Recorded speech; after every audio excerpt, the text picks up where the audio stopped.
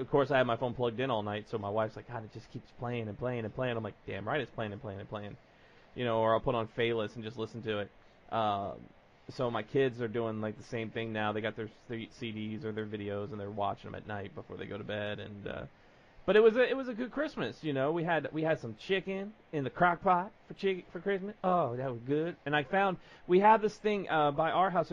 There's like a local like creamery that ships their cream and their milk to like the local grocery stores. It's the ones that they come in like the real glass bottles. And then you like take the bottles back to the grocery store and they give you like $2 back and shit like that. Oh yeah, like the old days. Yeah, the old days when the milkman would come, screw your woman, and then leave the milk. There when I grew up, when I was a little kid, there was a Kroger that we used to do that. Yeah. So we went to Kroger the other day to pick up some stuff for the Christmas meals, and they actually had like custard in like creamed custard, in the bottle, and I'm just like, oh fuck yeah! Now my wife doesn't like custard. I am a custard fanatic. Custard pies. I like it. Yeah, I like that. God, custard in a donut. Give me donut. Donut for sure. Give me that custard, man. So the kids have been drinking the custard, and they're just like loving it. My wife's from up north, and she can't understand us. She can't understand our southern ways. Yeah, I'm way up north, and I dig it, man. She don't understand the pork rinds and the pork cracklings and things like that. The salt pork. I'm on the border right on the border of Wisconsin. So, and I mean, Wisconsin, it's of course that's going to be popular too because oh yeah, anything with dairy is going to be a big hit. You're in that cheese country, cheese and milk country. Damn right, man, the best. And then of course I got in my Christmas watch and I watched Garfield Christmas, which is it's a staple. You got to watch Garfield Christmas, and I wish I had that machine he got in his dream where you just put the Santa hat on and it gives you whatever the fuck you want just by thinking of it. I'd be like Action Comics #1, and it just pop out of the bag, be like, fuck yeah, motherfucker, fuck yeah. And I watched George C. Scott's A Christmas Carol, which is another classic. I watched Santa Claus Conquers the Martians. That was my one that I got in. That's a good one. Of course, all 3 Santa Claus movies with Tim Allen were watched. Oh, yeah, I did. I watched 2 of those. I watched 2 and 3 this year. Gotta watch those. And then I was on Hulu, and of course there was that. I didn't watch it, but the movie that the Cinema Snob and the Nostalgia Critic reviewed, Dear Santa, the one where the rich girl finds the letter from a little girl to Santa, and then she just immerses herself in their lives and breaks him and his fiance up so she could marry him and stuff. You know what I think is a conspiracy? I have seen the movie Elf like 3 or 4 times in the last 4 days, and that didn't even register that I'd seen it. It's almost subliminal. Like they show that goddamn movie so many times. Everywhere you go, it gets into your brain, and if you forget you saw it, so that you'll want to see it again the next time. I think there's something embedded in that film. Am I the only one that's not crazy about that movie? I'm sick to fucking death of it, dude. I'm tired of it. Like that movie, I never thought that movie was that funny. I watched it and I chuckled at it and I thought, good enough. I never need to see that again. And now it's I don't understand why it's so huge. I don't understand why it's such a hit. I don't get it. That's like Napoleon Dynamite, dude. Like I fucking hate Napoleon Dynamite, but I have to watch it whenever it's on. I loved that movie because I knew a kid. I don't want to say his name on on the show, but I knew a kid when I was in high school that was the fucking spitting image of Napoleon Dynamite and fucking talked like him, and it was that guy. I knew that guy, and he went in my high school, and I sat behind him in a couple different classes, and then I went to some classes at the shitty local community college when I got out before I actually went to school later and got my degree. I went to these shitty community college classes, and the kid sat like 2 seats in front of me in this like stupid math class I had to take because I was shit at math, so I had to take this remedial math shit. And so I'm sitting, and this kid's in front of me, and like he failed out again, like he was. I don't know. I don't want to make fun. I don't like, but this kid was Like when Napoleon Dynamite came out, I was like, "You got to be shitting me, man! No way!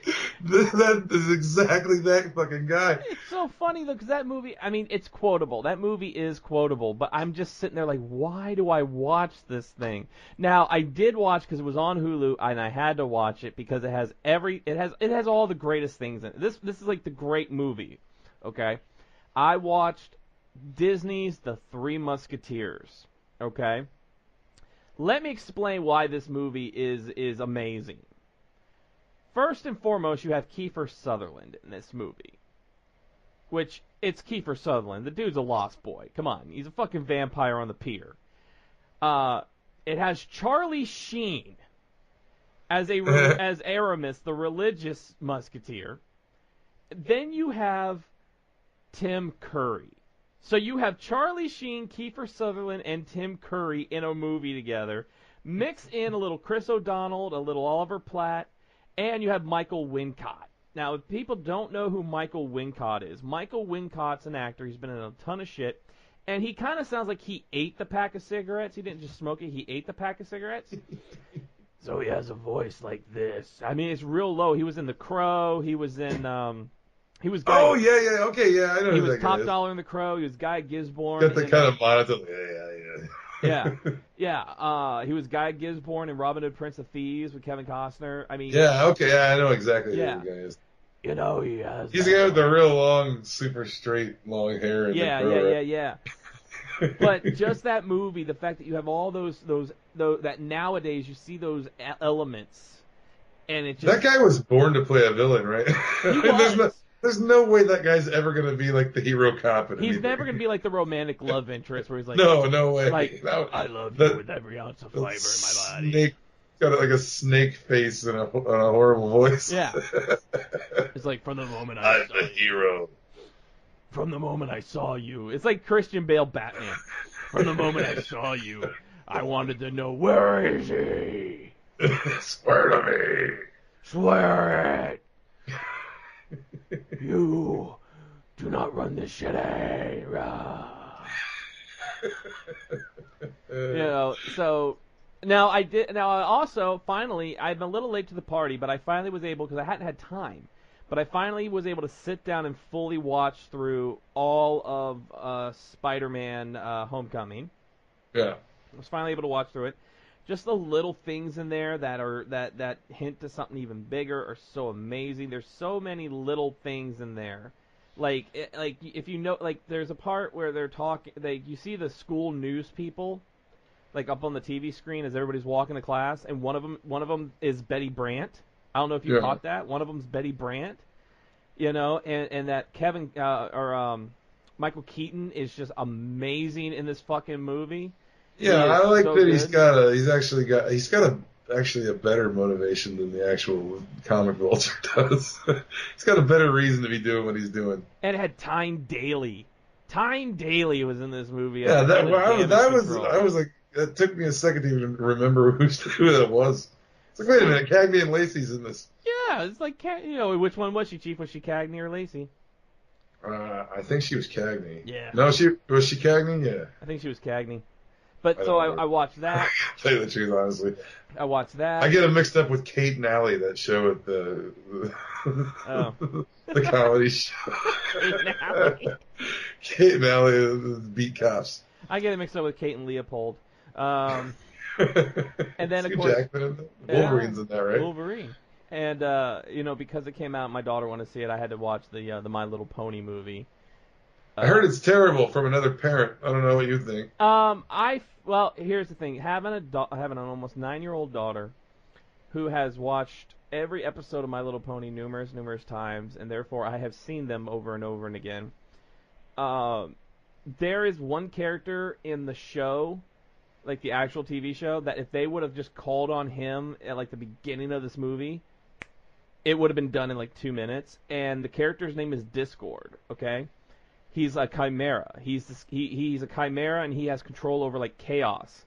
And it's fitting because he's voiced by John DeLacy, who's Q from Star Trek. Oh yeah. Q voices him, and he's the master of chaos. But I'm sitting there going, wait a minute, they're friends with this guy by the time this movie came out. Why didn't they just call on him? He could have taken care of everything in like 2 minutes, and that's the end of the movie. But you know what? For a kids movie, it's not bad. For a kids movie, it's not like an adult movie. It's a kids movie, and it's good for kids. And I've actually been finding myself saying that a lot lately with some of the like the Smurfs Lost Village. So my kids watch it. I sat down and watched it with them, and I sat there going, it's not the Smurfs I grew up with, but as far as just like a harmless kids movie, it's not bad as a kids movie. Well, I'm not going to critique it. I don't know like any like hardcore brony guys. What I'm wondering is how's the movie set? Because those dudes have like a strict continuity for what they like about My Little Pony and shit. And I'm wondering if the movie lived up to the standards that they've all been clamoring about for like the last couple years. I honestly don't know. Now my mom got a hold of me last night, and she was like, we just saw Jumanji, and she was raving up and down that it's such a great movie, that Jumanji is amazing. I'm kind of sitting there going, it's a rental for me. It's not really a go to the theater and see Jumanji. I'll watch it when it's on. She said the thing I don't like is the fact that it's like a video game now. One of the reasons that I even like the first one a little bit is because it's like the creepy old board game, and it's. She said that they explained magical. She said they explain why it's a video game, how it became a video game, and that they do pay homage to Robin Williams in the movie. But I'm sitting here going, and as much as I love the dude, as much as I loved him when he wrestled, The Rock's in fucking everything. It's like he has like every movie of the year. It's like starring Dwayne Johnson. I mean, he's got this one coming out, and then I think literally, like if you watch the trailers for like Jumanji and Rampage, he didn't even change costumes. He just went from one set to the other. Okay, Rock, we need you for this one. Yeah, just and now, already... run, pretend you're running from this now. Yeah, but literally, if you put them side by side, it's like he's wearing the exact same thing in Jumanji that he's wearing in Rampage. They just moved it from one green screen to another. Yeah, in Rampage, I'm looking forward to Rampage as like a that'll be like a sit at home watch movie because. Well, he's got another Fast and Furious movie like spinoff coming out too, yeah. and the one that I actually do want to see, Black Adam, is coming. So I think Black Adam would be. I think he'll make a good Black Adam just because he already looks like you don't even need to put makeup on him. He literally looks like Black Adam. Nah, I mean, I like The Rock. I do like The Rock, but he's in fucking air. It's like with every actor in Hollywood being accused of something or another and getting blacklisted. It's like, well, we need a male lead. Everybody else has been caught up in these scandals. Who do we get? The Rock. Oh, okay.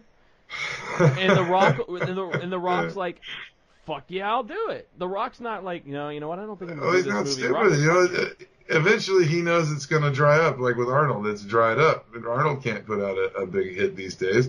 No. So I know he's thinking I'm gonna put out as many fucking blockbusters as I can and rake in $20 million a pick. That's why the Arnold's doing those like mobile app commercials. Yeah, right. You can join with me in total war. We will destroy our enemies.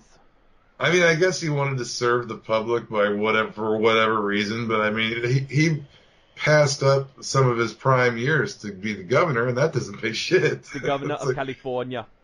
I mean, I guess that's something you can, that's what. Well, if you know Arnold's history, you know just how fucking American that dude is. Like, he loves America. He loves America, and he is like the ultimate success story for an immigrant coming to America. And so I guess he just wanted to be the governor. Because I know public service, even a governorship doesn't pay that much compared to being a fucking Hollywood movie star. Now, I mean, he passed up a lot of dough to do that. Now, I will say this. I'm jealous of you. I am jealous of you. Because you have Amazon Prime. Which means you get to watch Jean-Claude Van Johnson. I started watching. I can give you a quick little review of the first episode. Give me a review of that. Because is it as good as it looks? Honestly, I was a little disappointed. It wasn't really what I wanted from it. I was kind of hoping that he was going to be try to blend in to be like a regular guy in society as Jean-Claude Van Damme. Uh-huh. And I was thinking about, but what it actually is is you find out that even though Van Damme is a movie star, he has a secret alternate code name of Johnson, and he's like really is like an international super spy guy, and there's like all kinds of intrigue going on.